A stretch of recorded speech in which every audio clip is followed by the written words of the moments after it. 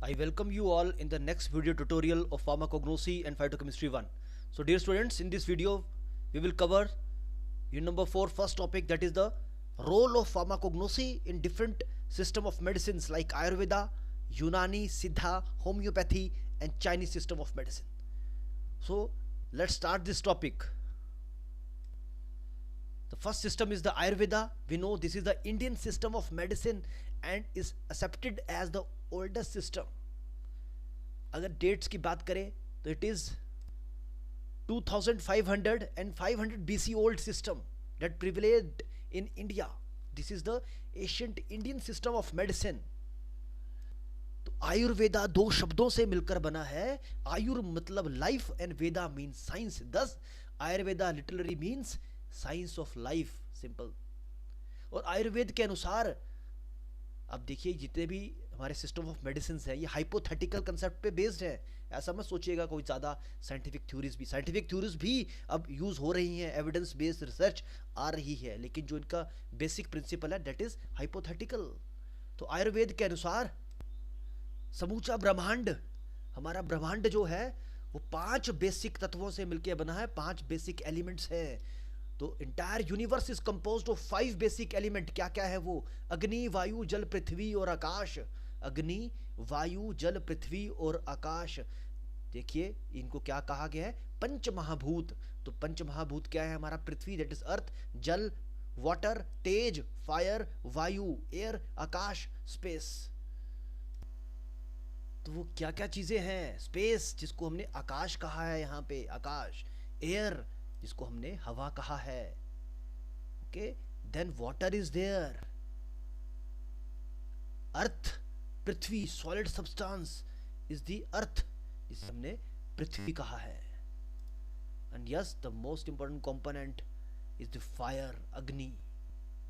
अब यूनिवर्स तो कंपोज हो गया इन 5 पंच महाभूतों से, लेकिन everything in universe including the food and the bodies were made from this bhutas.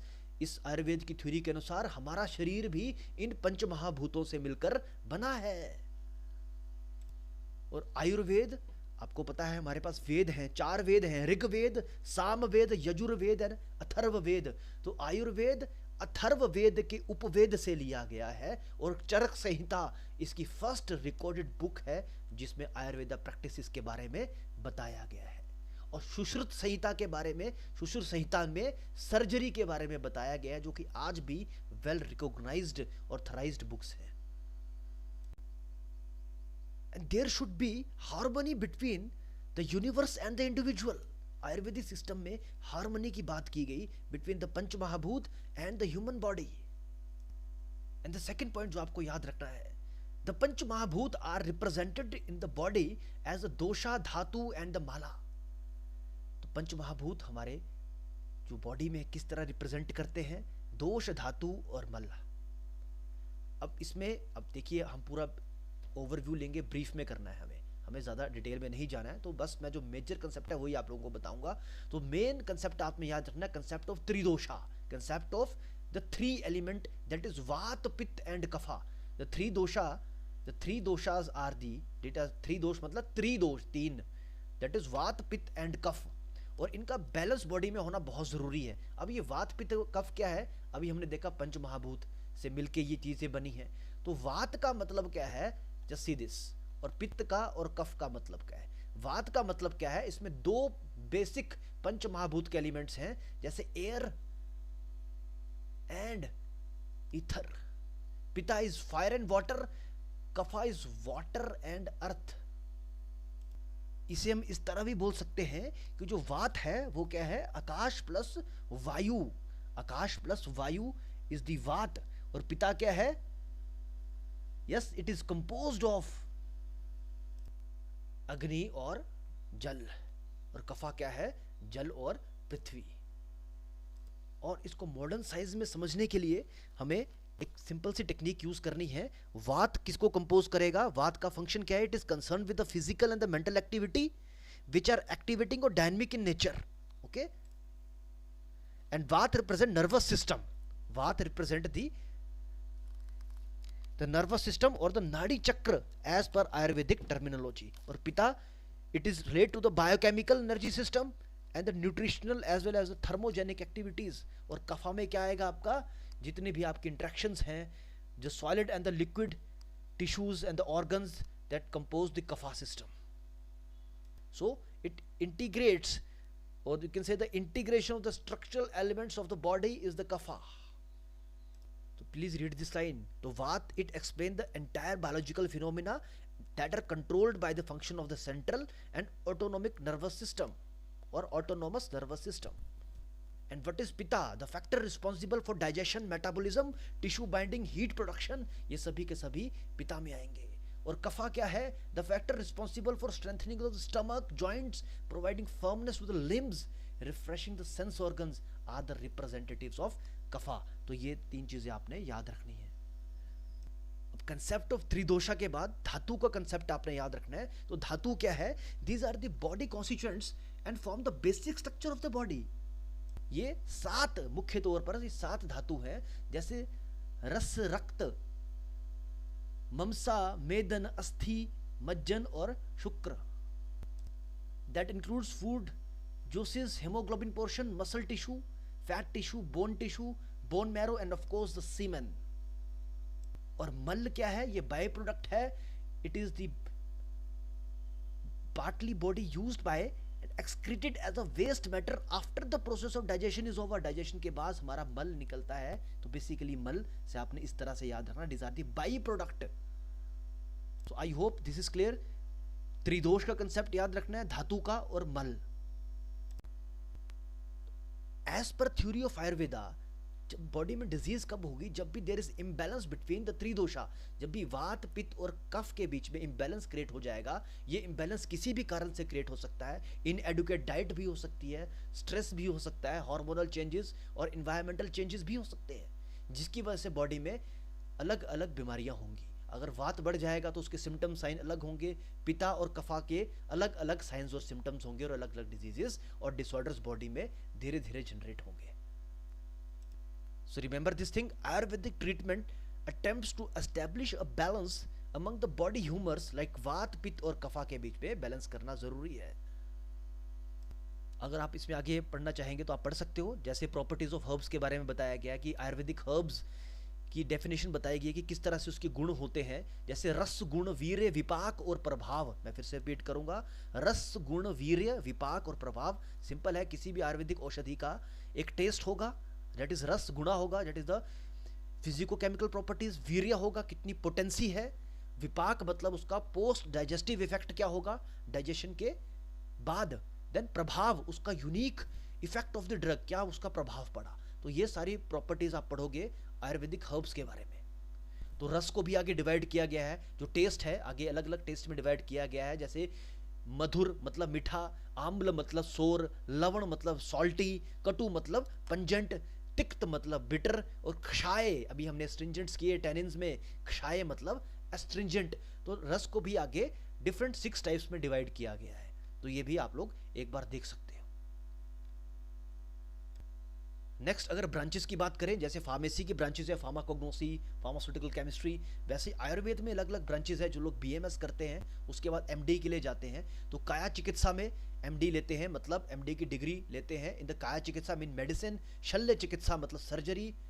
Okay, then ENT में आ जाएगा शल्य की चिकित्सा. देन बाल चिकित्सा पेडियाट्रिक में, ठीक है. रसायन चिकित्सा, वाजीकरण, ये सारी की सारी आयुर्वेदिक साइंसेस की बात हो रही है. So the next is about the Siddha system of medicine. So Siddha आपने याद रखना, it was practised in the South India, southern India, and it is belong to the pre Vedic period. चलिए देखते हैं बेसिक प्रिंसिपल क्या है. द यूनिवर्स, इसके अनुसार भी पूरा ब्रह्मांड consist of 2 essential entities. Shiva और शक्ति की बात की गई, शिव और शक्ति. That is, the Siddhars call them the Shiva, that is the male, and the Shakti, that is a female creation. The universe consists of 2 essential entities, matter and the energy, that is the Shiva and Shakti. And the matter, we know matter cannot exist without energy, and vice versa. ये दोनों एक दूसरे के बिना नहीं possible नहीं है कि matter without energy हो. द टू को एग्जिस्ट आर इनसेपरेबल। तो this is the basic principle behind सिद्धा। यूनिवर्स को इस तरह से देखा गया, इस हाइपोथेटिकल कंसेप्ट से देखा गया। जिस तरह से आयुर्वेदिक सिस्टम ऑफ मेडिसिन में पंच महाभूत थे, वैसे ही इसमें 5 अलग अलग बेसिक एलिमेंट्स हैं। क्योंकि ये साउथ इंडिया से इंस्पायर है, तो इसमें वैसे आपको नाम देखने को मिलेंगे, जैसे कि नीर, थी, व्याऊ, आकाशम और मुन्न। मुन्न का मतलब है सॉलिड, नीर मतलब फ्लूइड, थी मतलब रेडियंस, वायु मतलब गैस एंड आकाश मतलब ether. And these 5 elements are known as bhutas. These are present in every substance but in different proportions. Earth, water, fire, air and ether are manifestations of 5 elements. And the human body is again composed of these 5 elements but in different combination. जैसे आयुर्वेद में त्रिदोष की बात हुई थी, वैसे ही यहाँ पे त्रिगुणा की बात होगी, त्रिगुणा। I am repeating again, the basic principle of Siddha is Triguna. Just like in Ayurveda हमने त्रिदोष पढ़ा, लेकिन सिद्धा में क्या है? त्रिगुणा, that is वात, पित्त और कफा। और इसके बीच में अगर इम्बैलेंस होगा then it will cause a disease. तो इनका हार्मोनी में रहना बहुत ज़रूरी है। तो यस, हम ये बोल सकते हैं the त्रिदोषास और the त्रिगुणा are involved in all forms of the body like physical, mental and emotional. और जस्ट लाइक आयुर्वेदा वात, पित्त और कफ के अलग अलग फंक्शंस बताए हैं। जैसे वात में dryness, lightness and coldness, motility, and it is found by again panch mahabhut से मिलके ही बना होगा, तो आकाश और वायु से मिलकर बना है वात। उसी तरह से pitta, it relates to the heat in the body, and kapha means firmness, heaviness, and it is formed by मम एंड नीर। यहाँ पे क्योंकि साउथ इंडियन वर्ड्स यूज किए गए हैं, ये द्रविडियन इंस्पायर्ड है सिस्टम ऑफ मेडिसिन। फिर से देखिए पंचमहाभूत क्या थे यहाँ पे? नीलम, नीर, निरपु, कट्रू एंड वेली। जैसे पृथ्वी, अप्पू, थेलु, वायु एंड आकाश। ओके, बहुत सारी फॉर्मुलेशंस हैं सिद्धा में जो कि आज भी हम यूज करते हैं, जैसे चूर्णा, क्षाया, लेहा, घृता। जो आयुर्वेद की फॉर्मुलेशंस हैं, आयुर्वेद में भी कुछ एक फॉर्मुलेशंस हम यूज करते हैं आज भी। So there are liquid formulation in Ayurveda like asava, arishta, and powders like bhasma, churna, semi solid like ghrita, avaleha. ये बिल्कुल सिंपल है। अवलेह क्या है? च्यवनप्राश आपने देखा, तो च्यवनप्राश क्या है? अवलेह। अब आयुर्वेद में गुटिका वटिका मतलब टेबलेट्स और पिल यूज करते हैं, उसको हमने गुटिका और वटिका का नाम दे दिया। पाउडर यूज करते हैं, उसको चूर्णास बोल दिया। घी में फॉर्मुलेशंस बनाते हैं, उसको घृता का नाम दे दिया। और उसी तरह से सिद्धा सिस्टम में भी डिफरेंट मेडिसिनल प्लांट्स हम यूज करते हैं, जस्ट लाइक आयुर्वेद में। अब जितने भी हमने प्लांट्स पढ़े वो सब उनका यूज आयुर्वेद में बताया गया है। वैसे सिद्धा में भी प्लांट्स हैं, जैसे एगलमार मिलोस, एलियम सेटिवम, ये गार्लिक की बात हो रही है। कोई घबराने वाली बात नहीं है, कोई डिफिकल्ट प्लांट नहीं है। धतूरा फिर से आ गया, हल्दी फिर से आ गया, सेंटेला ब्रह्मी फिर से आ गया, तो ये कॉमन। अश्वगंधा फिर से आ गया, विदानिया सोमनीफेरा, टर्मिनालिया चिबुला और टर्मिनालिया बेलेरिका। हरड़ और बहेड़ा हमने 2 प्लांट पढ़े, वही सब दिए है। अशोका यहाँ पे भी आ गया, शरोका, सारोका इंडिका। ओके, तो कॉमन से प्लांट्स हैं जो कि हम सिद्धा में भी और आयुर्वेद में भी यूज करते हैं। So now let's talk about the homeopathy system of medicine. Homeopathy, like, are cures by likes. So it was given by, this concept was given by Dr. Samuel Christian Friedrich Hahnemann, and he is regarded as the father of homeopathy, and the period is 1755 to 1843. He was a German physician and a chemist who gave the concept of natural law of healing. और German भाषा में हम इसको क्या किस तरह पढ़ेंगे? Similia, similibus and curentur, similia, similibus and curentur, that is likes are cure by likes. एक बहुत ही इंटरेस्टिंग स्टोरी है। अब सैमुअल हेनेमन, जिन्हें हम फादर बोल रहे हैं होम्योपैथी का, किस तरह उन्होंने ये सिद्धांत इजाद किया। Similia, similibus, curentur means likes are cured by likes.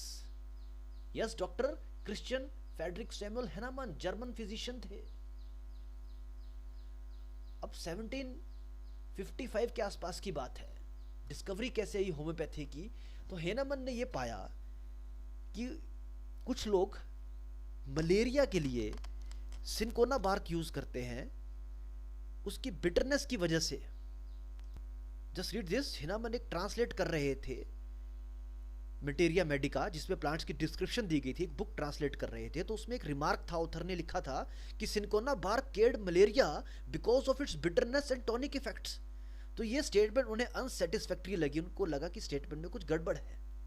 तो हेनामन ने क्या किया, डॉक्टर सैमुअल हेनामन ने सिनकोना प्लांट का डिकॉक्शन बनाई, उसका बार्क लिया, पानी में उबाला, डिकॉक्शन बनाई उसकी, और उसको कंज्यूम कर लिया, उसको पी लिया।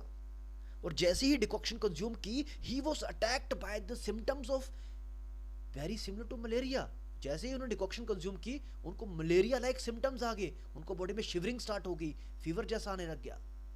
तो this unexpected result in his mind, a new train of thought came.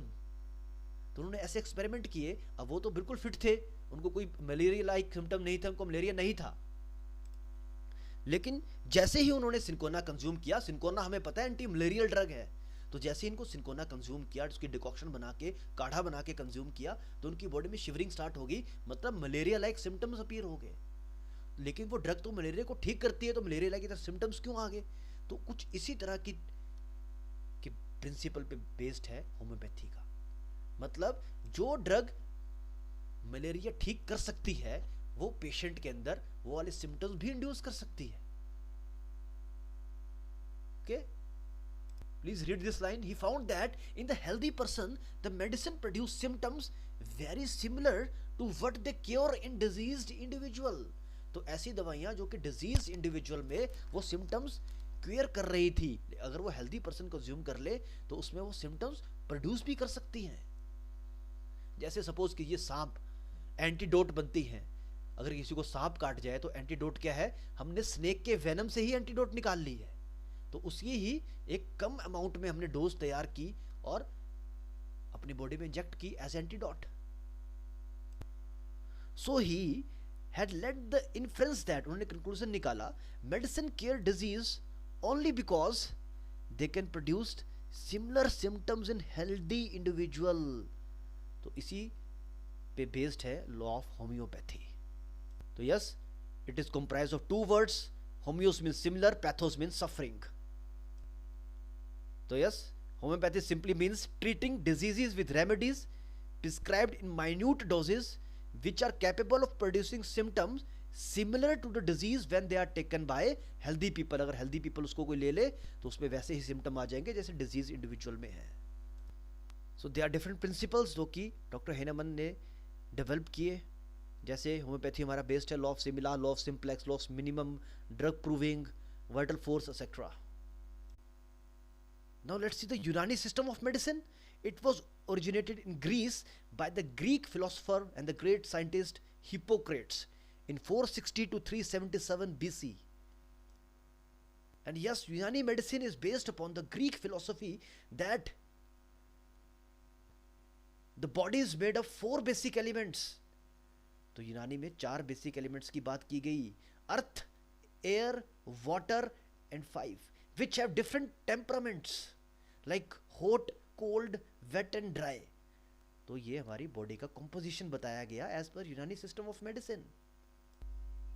and also as per this system the body is made up of 7 components also, like यूनानी नेम्स होंगे, ग्रीक नेम्स होंगे, अर्खन, मिजाज, अखलत, अंजा, अरवा, कुवो and अफल, which means elements, temperaments, humors, organs, spirits, faculties and functions।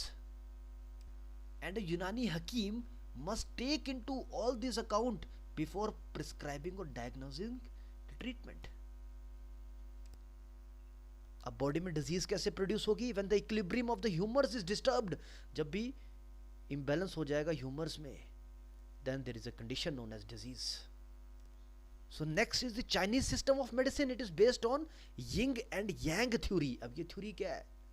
As per this theory, so please read this line. Traditional Chinese medicine is based upon the principle of yin and yang theory। Yang represent the force of light, whereas the yin represent the force of darkness. And according to the Yellow Emperor, yin and yang is the foundation of entire universe. तो यहाँ पे भी light और dark की बात की गई, जिसे यिन और यांग कहा गया. और यिन एंड यांग को हम अपने ऊपर कैसे क्लासिफाई करेंगे, कैसे ऊपर? Just see this, yin and yang theory are applied to medicine in numerous ways. For example, they classify parts of the body. The upper part of the body yang, while the lower part of the body is yin. तो इस तरह से हमने अलग अलग तरीके से अपने बॉडी पार्ट्स को भी क्लासिफाई किया as per traditional Chinese system of medicine, जिसमें अपर पार्ट्स को यांग बोला गया और लोअर पार्ट्स को यिन बोला गया. देखिए किस तरह से डिवाइड किया गया. यिन में लोअर पार्ट्स चेस्ट अब्डोमेन आ गए, और यांग में अपर बॉडी शोल्डर बैक ये सब आ गए. और traditional Chinese system of medicine में बहुत से प्लांट यूज करते हैं हम.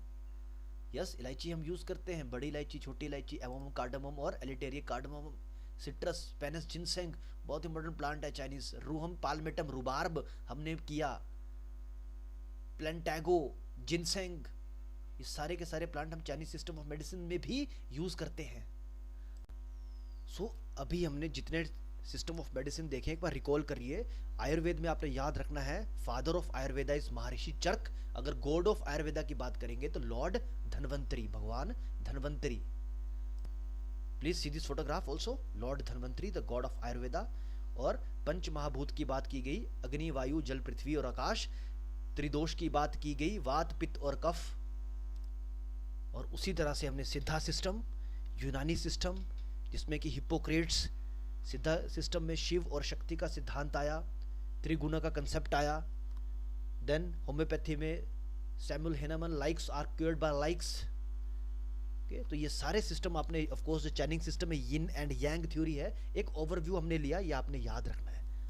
सो we have completed this topic also. Let's see the syllabus again. अब रोल ऑफ फार्माकोगनोसी का रोल क्या है? अब हमने देखा there numerous Ayurvedic plants, numerous plants जो कि हम आयुर्वेदा सिस्टम ऑफ मेडिसिन में यूज करते हैं और फार्माकोगनोसी में भी यूज करते हैं. There numerous Chinese plants. अब चाइनीज प्लांट्स में क्यों बोल रहा हूँ, एक ही प्लांट का अलग अलग नाम है.